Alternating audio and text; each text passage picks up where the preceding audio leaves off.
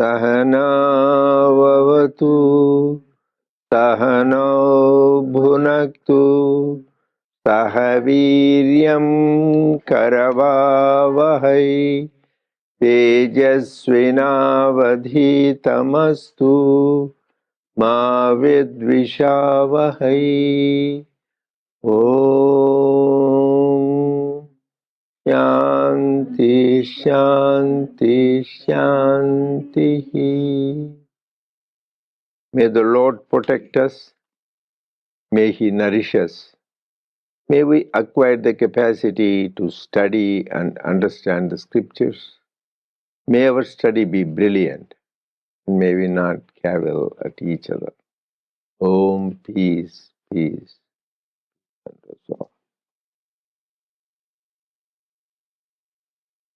Dear brothers and sisters, loving Sairam to all of you. We welcome everyone to the Sri Sathya Sai Baba Center of Arcadia. Now we'll continue our Gita Yajna. Gita Jnana Yajna. As it says, this is very most powerful. It is the one which redeems our life and gives liberation. So, for people, you have the electronic version. So, chapter 19, page 86. And you have a hard copy. It is same page as chapter 19, page 173. So that is what we'll start. So we finished last week chapter 18. So these chapters are different from the chapters of Bhagavad Gita. So don't get confused, because the whole Bhagavad Gita is how many chapters? 18. 18 is a good number. It's 8 one adds to 9. So interestingly, whole Mahabharata is, the 18 is given. There are the 18 parvas, Mahabharata. They fought the war for 18 days. And the divisions called, in like in military, the divisions called Achyauhanis, 18 Achyauhanis were there.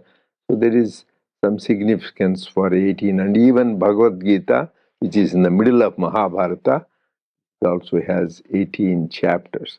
But what Swami giving a commentary that doesn't correspond. We are actually in the chapter 8 we finished. We are doing chapter 9. Raja Vidya, Raja Guhya Yogam. What does it mean? Royal secret. It's not an ordinary secret.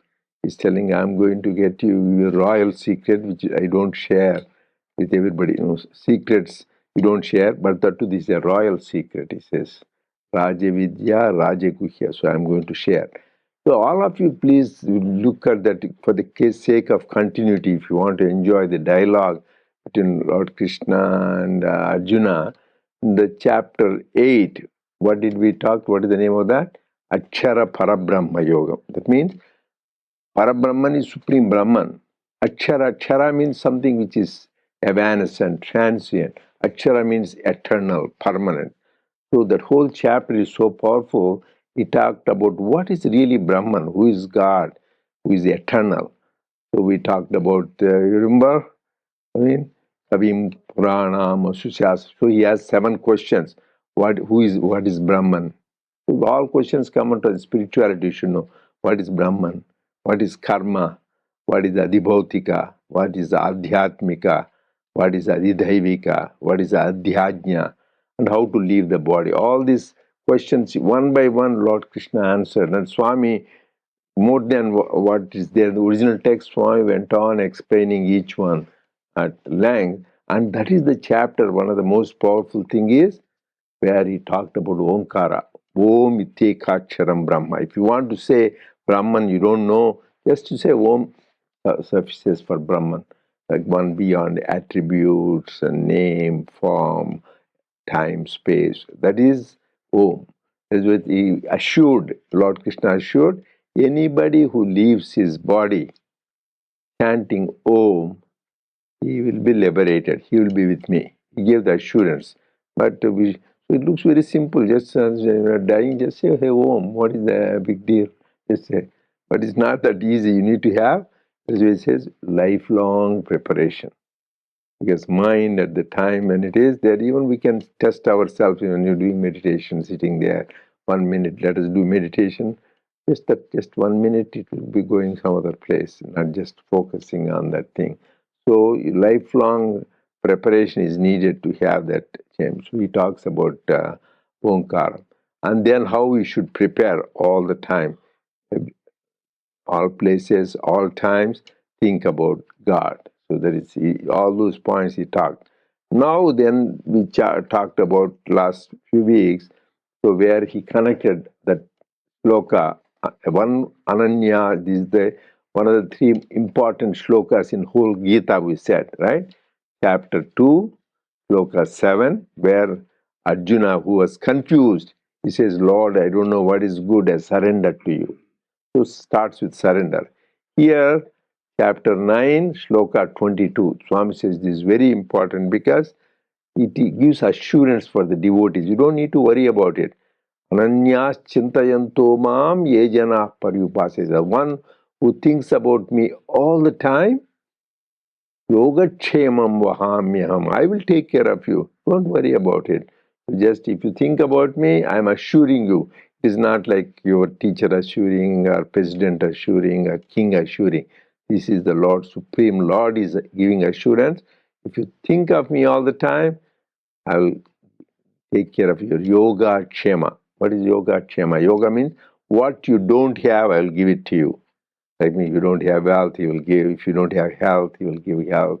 If you don't have intelligence, he will give you intelligence. Whatever you have. But you may give it, but you may lose it, right?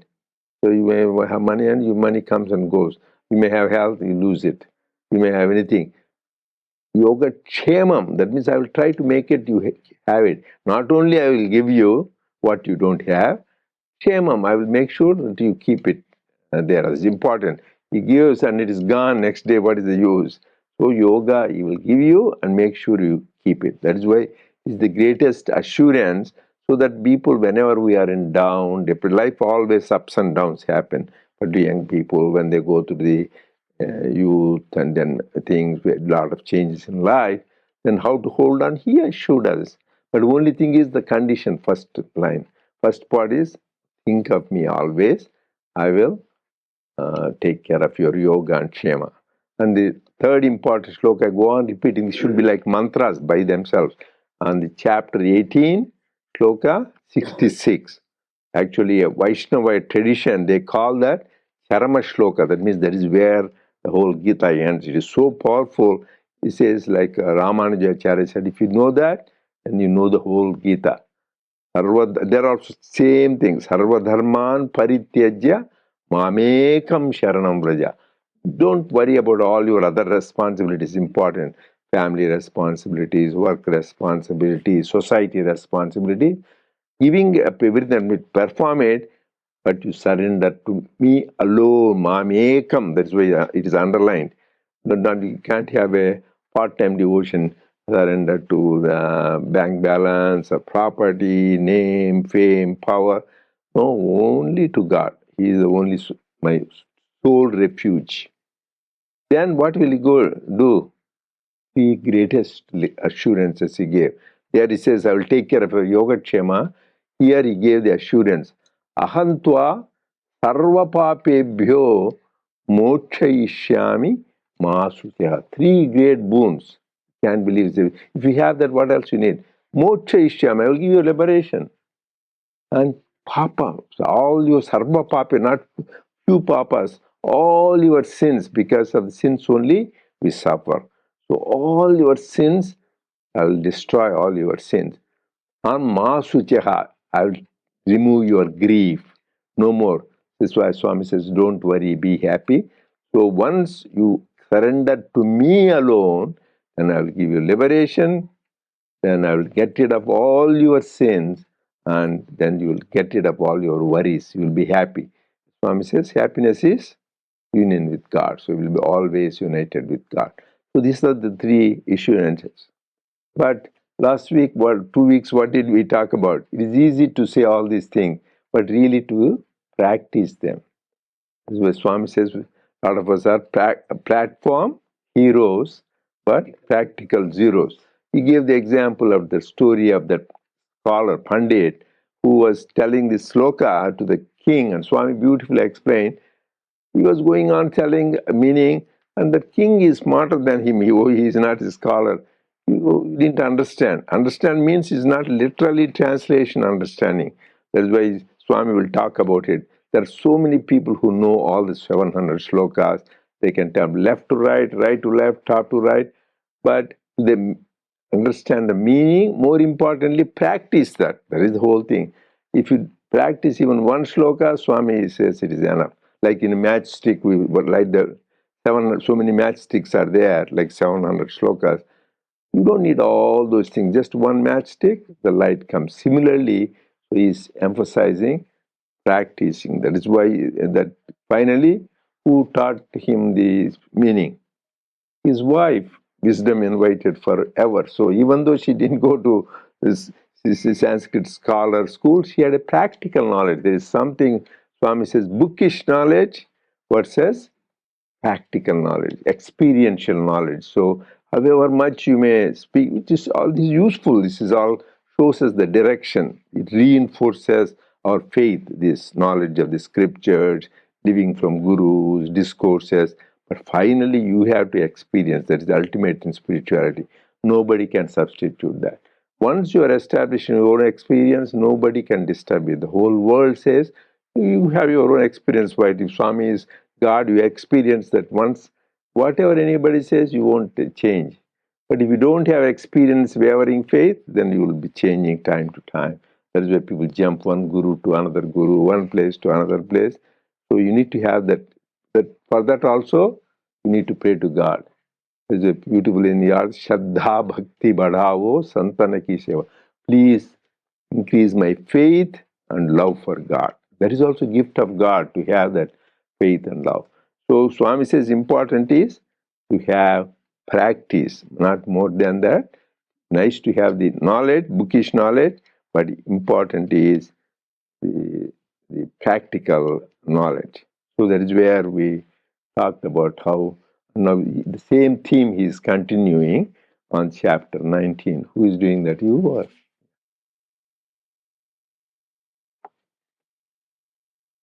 It refers to chapter 9 in the Gita. Here it is 19. Sairam. So we'll start with chapter 19. Speakers who are out to spread the Gita have multiplied nowadays, and as a consequence, a variety of interpretations, most of them far removed from the genuine one, has emanated, clouding the true significance. Interpretations follow the nature and character of the exponent. Once an opinion is formed, he tries to buttress it with appropriate arguments and prove all others wrong. It is then repeated parrot-like on every occasion. No attempt is made to practice the Gita and make it part of one's actual life. Such persons pretend to be great Gita pracharaks and go about heavy with the burden of credentials and titles. They ruin themselves by this deception and undermine the trust placed on the Gita. The words of God are each one for translation into actual life, not for scattering into the ears of men to reap fame. But the times have gone so awry that they are today misused for acquiring publicity and praise. Those who listen to the expositions of these pracharaks are also failing to question their own bona fides. They do not care to examine whether the persons who extol the Gita to the skies have tasted the sweetness of its teachings. Words and deeds are far apart. They exhort others, but those who are exhorted find that the teachers do not themselves follow the lesson. No, not even 1 in a million. There are some who boast that they have the entire Gita on the tip of the tongue, that they can roll out on the spot any sloka from the Gita which you want to hear, if only the chapter and number are given, or they can quote chapter and number for any phrase or word you give. I, meaning Bhagwan, am inclined to laugh when such scholarship is exhibited. Poor tongue, that it should carry so much on its tip without any of it being absorbed in actual life. A gramophone record can repeat as well as they, with equal benefit to itself. Practicing one verse certainly yields more benefit than learning all the verses by rote and retaining them in memory. Arjuna proved every word of Krishna true by practicing it. His sincerity won him the grace of Krishna. It is a pity that even extremely learned pundits at the present time are unaware of the thrill of putting into practice a single word of the Gita. What, then, are we to say of the unlearned, the ignorant? In short, even some very reputed exponents of the Gita are playing false to its teachings, acting contrary to the message. To the song of the Lord, each one adds a fancy note of his own to demonstrate his special twist and scholarship, or his favorite predilection. Let us consider one example of this type. The 10th verse of the 6th chapter of the Gita declares parigraha is a great sin. Now, those who accept the Gita as authority should set accordingly, avoiding parigraha, is it not so? Parigraha means accepting, even for the upkeep of the body and the maintenance of dharma. These pracharaks, however, do accept, 99% of them. The condemnation of parigraha applies to all forms. There are no modifying circumstances or exceptions. Yet, collections and contributions are asked for Gita yagnas as offering during arati, as expenses for the Gita Pracharaka Sanghas, or as nazar or kanuka for the guru.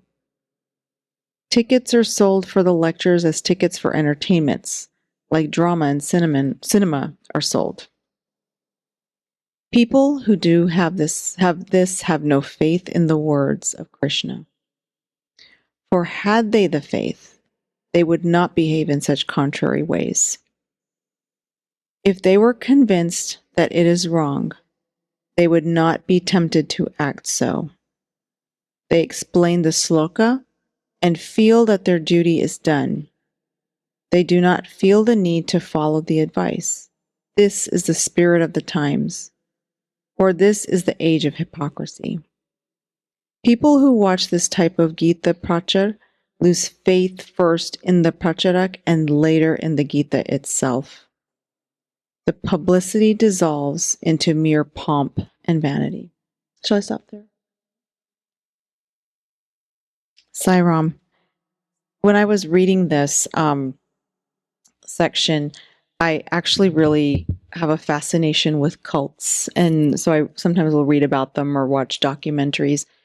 And it really spoke to me in that way, where you have this person who preaches some sort of spiritual scripture, whether it's Bhagavad Gita, the Holy Bible, and sort of uses it for his or her own personal gain. So I kind of looked up a few concepts, but then this idea of what's called spiritual opportunism, because I feel like this is sort of what Bhagwan's talking about here. And so what happens is a lot of these folks will come, and again, in the name of Bhagavad Gita or the Bible, they will sort of play into people's vulnerabilities, which Bhagawan kind of says that here. So, and what they do is they will ask for something, and in return, they will promise a lot of wealth. There's usually something material, and maybe a one-way trip to somewhere like heaven, some sort of salvation. Look here, what else? And most of them, what they do is they take something like the Bhagavad Gita, and just like Bhagwan said here, they add their own interpretation. So somehow what that does is that it's more about their own convenience. And so they promote themselves more than they're actually promoting the teachings of Bhagavad Gita. So some of the components of that, we talked about exploiting followers, self-serving belief systems, and then what they call insincere conversion. So they sort of gain the influence or they buy their support just to kind of get them to believe what they want. And then they put their own personal beliefs before that of others. And I think there are many examples of that. So Bhagwan's just really sort of alluding at that time to what pops up so often now. And I also, it just kind of got me thinking of a lot of these sort of groups where they will promise you something in the name of spirituality or God or the Bible, but you have to give something of yourself in return, and that thing is usually something material or physical. Because Swami is talking about this is the day of this world. So you go to so many things. One guru, I don't want to mention the names here, they used to sell the video. So they give talks. It is okay for making it, it costs few dollars, but that is $600 a video. How many tickets if you want to attend? There are many people have done that. So do like a business, spirituality business. They have in Shanti Nilayam, this was about 40 years ago. They had the Andhra Sadhu Sammelan. That means it is a conference of the various saints from different parts of Andhra Pradesh. They wanted to arrange, and Swami said, why don't you, why they were looking for a place, it costs money to feed people, like how any conference is there, arranging the venue, for that they charge. They said, why do you worry, I will give you the place, you use this place, you run it, I will feed all of you, not only all the people who come with you, the followers. Swami gave. Then that time he gave series of talks, and one of the discourses Swami says, don't beg people for the sake of your ashrams, to building ashram. So householders, they want to build their house, their properties, for that they approach people and job. And you do this no different to build up your own ashram, and then you got caught up, you get attached to those ashrams, so you are no different. So only person you should ask is God, not anybody else. Because I saw some of these people, they give a beautiful meaning of the scriptures. Even I know some of these people have great knowledge, they are scholars. No, but you can see whether they are practicing. God says they condemn Sai Baba, oh, he materialized Vibhuti. Even about Swami, some of these people say, how can he be? Only for them God is Venkateshwara, Rama, Krishna. And Lord Krishna says, Mattah parataram nasti kinchidasti dhanandaya. There is nothing else in the whole universe except me. Every atom, every cell, every moment is God only. Everything is Brahman. So how can you say Sai Baba is not God? Even they condemn Muslims, they condemn Christians. Oh, they do that. They are all also God. The whole universe is God. Forget about this. So they are so fanatic. They're telling good explanation, but from their talks that they're condemning some teachers like Swami or some other gurus, are condemning some. There are great devotees among Muslims who realize God, Sufi mystics. There are great devotees among Christians, Jewish, because God is for all people, not for. So that shows they didn't understand Gita, because Krishna says, Ye yadamam prapadyante tam stadhaiva bhajamyaham. Whichever way you worship me, you will come to me. My father, I remember, so he was a part of the rural service in Prashanti Nilayam, according. So he was going to villages around Puttaparthi. Then Swami said, when you go there, don't try to change them, have picture of Swami, because they say they worship the tribal goddesses. Amma Lamma, Mukta Mukta Mukamma, Disamma, Akamma, Chalama. There are many, because for them, for the villagers, that is how they grew, tribal goddesses. Don't go and change, disturb their faith. That is what they believe God. God will respond to them like that. So don't say, no, no, take that away, put Swami's picture there. Swami gave instruction very clearly. People sometimes get carried away. So that is Swami. Catholicism, whether it is for all people, all religions, whether Muslims, Hindus, Christian, Jewish, or it may not even say that they believe in God. That is understanding of teachings. What I'm telling is, we are the highest Swami who is Catholic. There's nobody else I know except great teacher like Sri Ramakrishna Paramsa. I adore and worship, because he is also much before said all religions say the same thing. That's why he said Gita. Everybody said Gita, Gita. He didn't go to even high school, or he didn't go to scholar. Simply say Gita, Gita, Gita. The answer is there. What does it say? Gita, Gita, Gita. Tagi, Tagi, Tyagi. Tyagam. It says about renunciation. Renunciation of the fruits of action. You think it is so simple. So essence of the whole Gita is Tyagi. Gita, Gita, Gita, Tyagi. So the whole chapter, second and third Karma Yoga is Nishkama Karma. Give up the action. We can see that even we all have to practice in the conference, world conference. So many people did. Everybody, by the way, adored the loving service of the volunteers. But still the Maya plays. Some people, oh, they didn't recognize me. They didn't give me the nice importance there in the conference. Or somebody, they didn't even write a letter to me. So the thing Maya is, you want recognition for your work. But fortunately, most of the people are wonderful.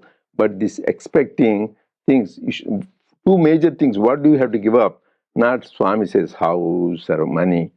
Give up the ego that I am somebody, I am doing this, I am helping that person. That ego you need to give up, and recognition for the fruits of your action. I did that, I want that. So those two are the one you should give up, not the other thing. And those are the most difficult to give up, the ego. And because particularly, when somebody insults you, say, no, that's not the way, then you get irritated, as I say, people. That is the time you react, because they think, I know better than you. People think that truth there, this is a test for our spiritual thing where we are. So that is where Swami says the best way to spread Vedanta is live the life. That is why when that Mataji came, Mataji, Brajaprana, people were touched. I don't know, Ladies' Day, you can go back and hear. So many people were touched by her talk. Why? Because they live the life. That's all they do, morning to evening. Their mind is completely absorbed in God. Think about even some of those Swamis, people who are spiritual, they lead the life of that. So then whatever they say, it goes to heart. They don't need to be scholar. There are many scholars. Regarding Gita itself, this is the scripture where there are commentary by hundreds of people, including philosophers like Sarvepalli Radhakrishna, great philosophers, and there are some Max Muller. There are many people those are scholars. And there are people like Aurobindo. He is a philosopher, but he's also a saintly man. But there are people who, without writing a commentary like Shirdi Baba and Swami Sri Ramakrishna, their life is a commentary on Gita. Just you live around them, you know what Gita is. That is different. Their life is a commentary on Gita. Whereas other places we have to listen to the talks and discourses. That is why we are most blessed. We have Swami. So I repeatedly tell us, hold on to him, our life is redeemed, and practice what he says. And he said enough to all thousands of discourses and Vahinis.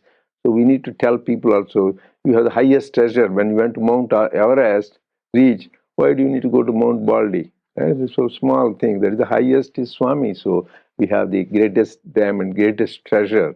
And that is our good fortune, our good karma of so many things that we have. And we need to take advantage of that. So for that, we need to practice teaching. This is what Swami repeatedly telling, not just And another thing that lady told, Parigraha, Swami says, Parigraha, one of the important qualities of a spiritual seeker is aparigraha. Parigraha means taking something.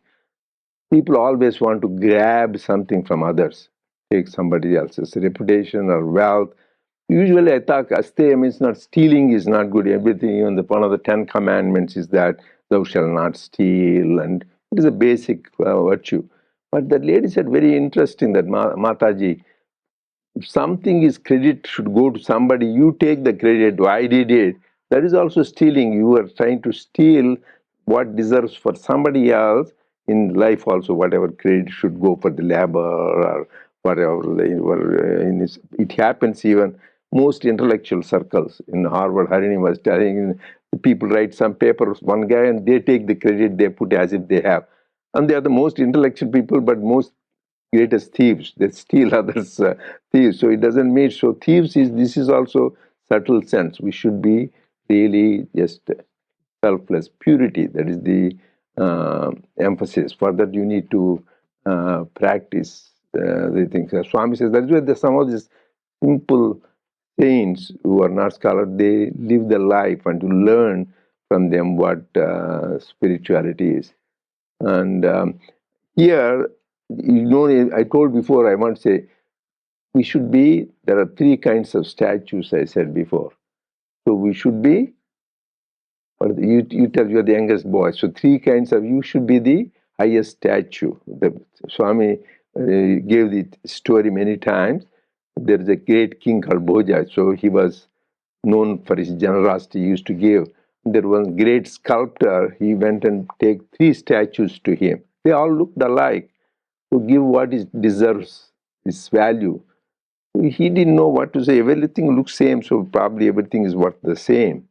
Anyway, if you don't, at least next time I ask, you should remember. So then he is a wise minister. He said, I will solve the problem. He's put this little thing, wire in his one of the statues. It came out through the other ear. He says, the lowest value, give $100 to that. Then another one he put in the ear, it came through the mouth. This is better. Give $1,000 for that. Then another one he put in the ear, it didn't come out. It didn't come out. This is invaluable. You can give even half your kingdom for this. It's so valuable. Then Swami says, similarly, spiritual seekers. A lot of people, first statue, it goes one ear and goes to the other ear. After a whole discourse, say, oh, Swami gave a powerful discourse. What did he say? That's why he used to test us. Whenever he used to, after discourse, he used to call us, some of us. Oh, how is it? All the people. Yes, oh, Swami is very powerful. So what did I say? But fortunately, I was so tense with throughout the discourse. I used to memorize this point, this point, this point. As soon as he calls me, asks me, I say, then you get approbation from Swami. God, what else you want? Other people, yeah, you say good word, you didn't get any points. See, I said that. Like that, you should at least go through the ear. That is not bad. But came through the mouth. That is okay. That means you just memorized well and said. But the highest are those people, it goes and digests. They won't say one word, but their life is an example of teachings. That is the highest kind. It is not to even pay attention, forgetting that is the lowest, and remembering and saying, sharing with others is better, but the highest is digesting it, assimilating it, and making it a part of you. They are the people like Ramana Maharshi, Nisarga. There are many saintly people who are like that. So that is the one. Then you get benefited from the teachings. That is what. Anybody else? Any comments? Go ahead. Uncle, when you were speaking, Ravana came to my mind because he also is a very great scholar and very knowledgeable, but then didn't exactly practice everything he read. Yeah, Ravana, actually, Swami says, there is two things in life. Don't try to be a great man. Try to be good man. It is great is not important. Good. Swami comes example of Ravana and Rama. Ravana, the 10 heads represents 4 Vedas. He is a Vedic scholar. He knows all the Vedas. And he is 6 Shastras. And he was 64 arts. He is no great musician. And he is also great Shiva Bhakta. he's really every aspect, because he was in his previous life, he was the gatekeeper of Lord Vishnu, Jaya Vijaya, so obviously he was good. He's cursed, so it became. But that weakness, that one weakness of he had, because of that, that was downfall. Whereas he says, Rama is all knowing, but for the book, Swami says he doesn't have as much knowledge, but he was a good man. He was a good Ramo Vigrahavan Dharma. Everything he said is truth, everything he did is Dharma. So that is why important is the practice, as you were talking about. Ravana is this. Main thing is not only practicing, you should make sure you tell your view. I was listening, so this Mahabharata, then the Draupadi is being dishonored in the public domain. I couldn't believe 5,000 years ago somebody could humiliate a woman in public assembly like that, to disrobe, but anyway Lord Krishna protects her. These are all great people like Bhishma. He was a Bhishma Pitamaha, he's a great devotee and great hero.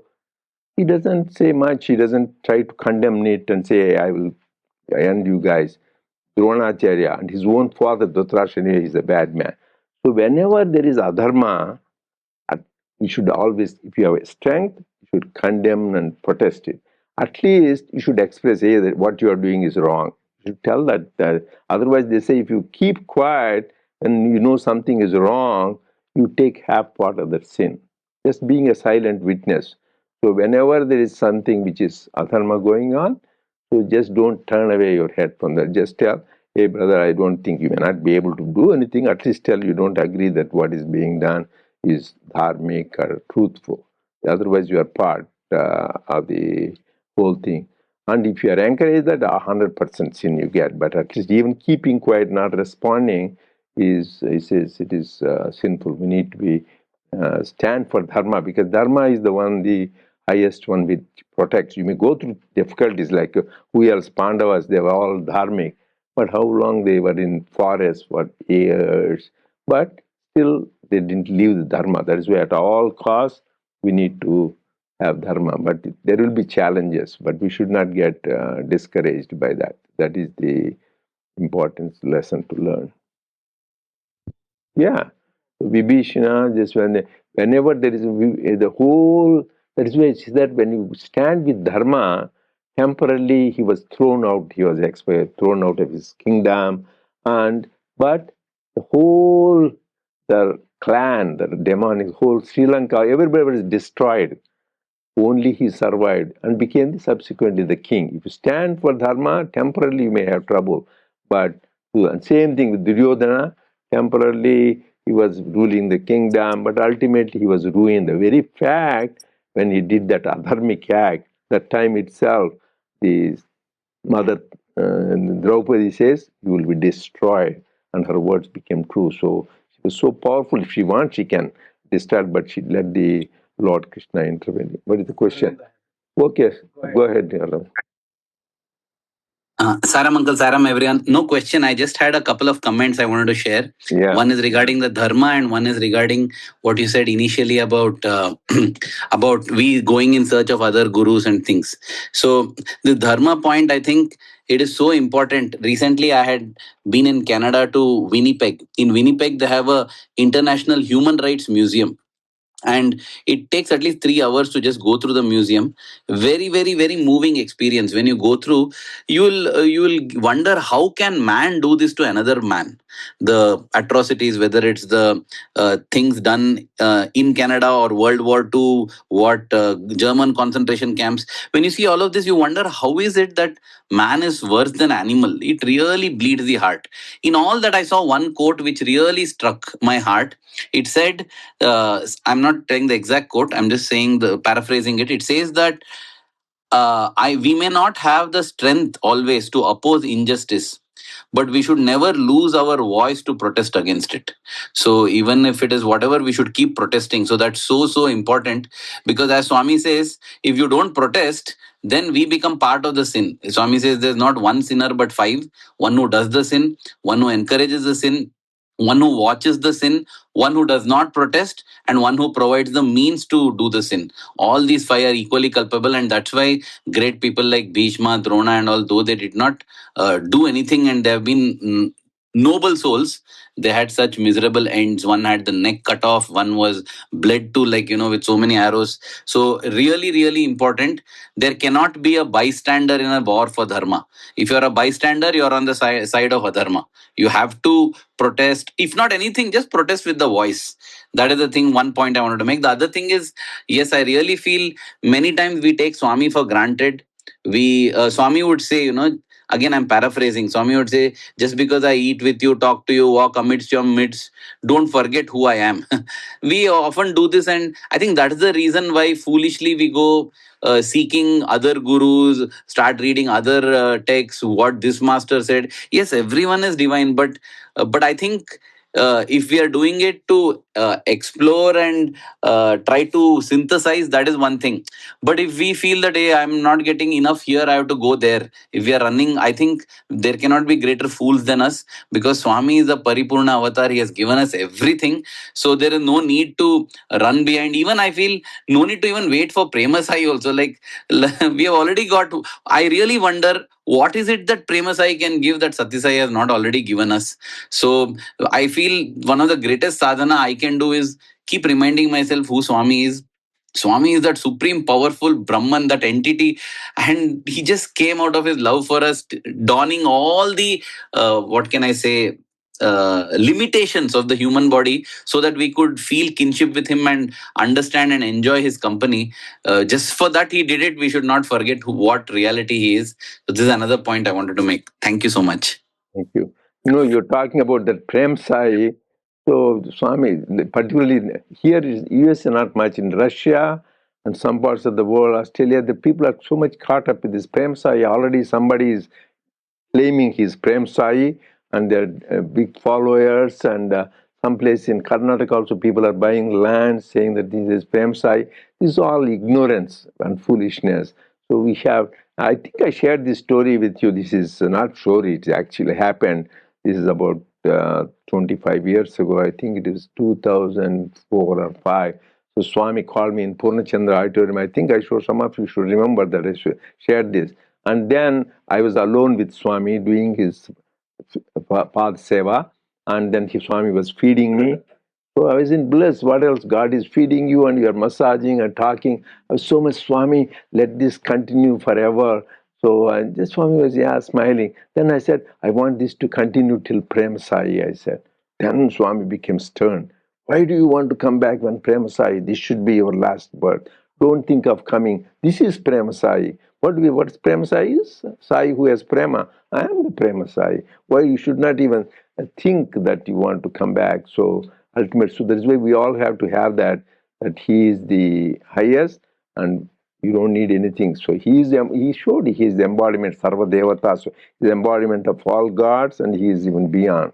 But main thing is be careful with the company at some thing. For example, Draupadi was, so this Bhishma and Drona, company you keep is very dangerous because there are two things, people who are by birth they are demonic, they're bad. So like Ravana, this Duryodhana. But there are some people, they're good people, but they're in the bad influence. Those, even though they're good people, they get whole brainwashed. I have seen that so many places. They're good people, but then the bad surrounding, slowly their brain gets polluted. So not only we should be good, and we should be in the company of the good till we get to that stage where nothing will affect us. So these are the lessons. So let us enjoy Sathya Sai, and his time is up. Okay, we have the bhajans now, Sai.